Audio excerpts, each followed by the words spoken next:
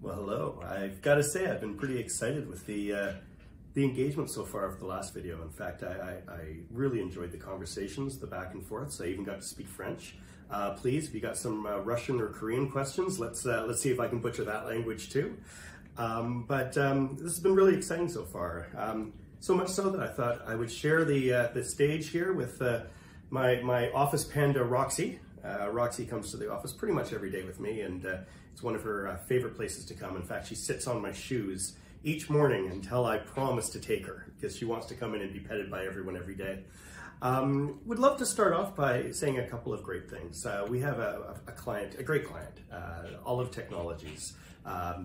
Dan and Chris, who are amazing. They just got accepted into Techstars down in Seattle. I believe they're the only Canadian company selected. They're going to do great things. I'm really excited to give them a shout out.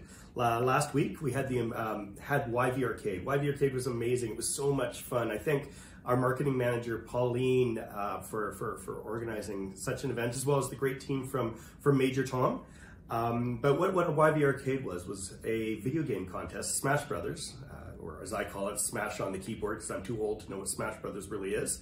But we had a Smash Brothers contest for, and all the money that was raised for the entrance fees went to Canuck Place. And we had Luigi from Canuck Place come and share all about the love that they do. And it was such a great event. And I have to say the competition was so strong and so exciting. And Rob, who won Rob from our office, who won the 3D printed trophy, has not put it out of his sight, I believe, since last week's win. So congratulations, Rob. It was a great event, and all in all, just so much fun for raising money, and also for engaging with the tech community. You know, with Major Tom, Eastside Games, thank you so much for sending so many great people to just have fun for a good cause.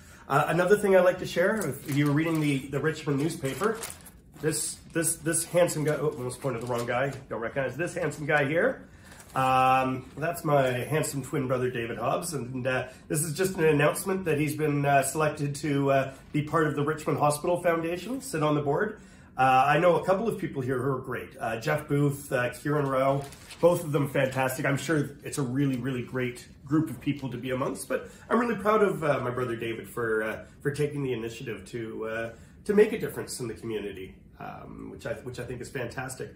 Now, we thought today we would actually talk about a question that what's one of the things that entrepreneurs, what are the mistakes that entrepreneurs make? Now companies don't tend to make this, or at least mature enterprises don't tend to make this problem, but a lot of entrepreneurs do.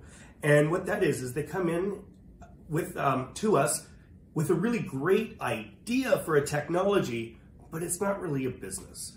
And sometimes we like to just kind of put the old wet blanket out and say, well, is that technology for the sake of technology, or are you investing in something that has a chance to make some money?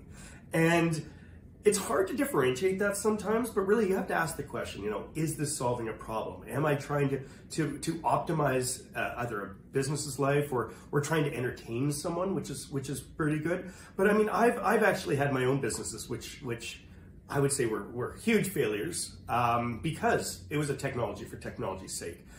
For example, we had this amazing technology we developed right in the early days of TTT Studios, when we were called True Tall Totems. And that was this ability to share any form of media. We called it Think Together, but it was the ability to share any form of media on an iPad with up to, you know, an infinite number of iPads. And it was optimized, it could do things fast, everyone had layers. It was amazing, but there was no real market for it.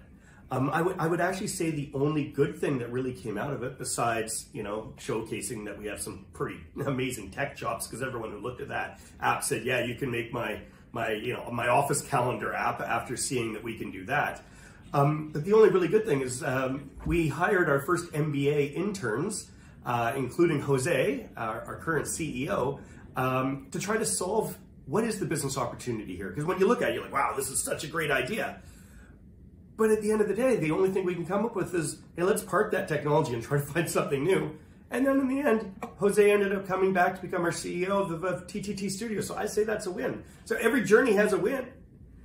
But does every technology have a problem?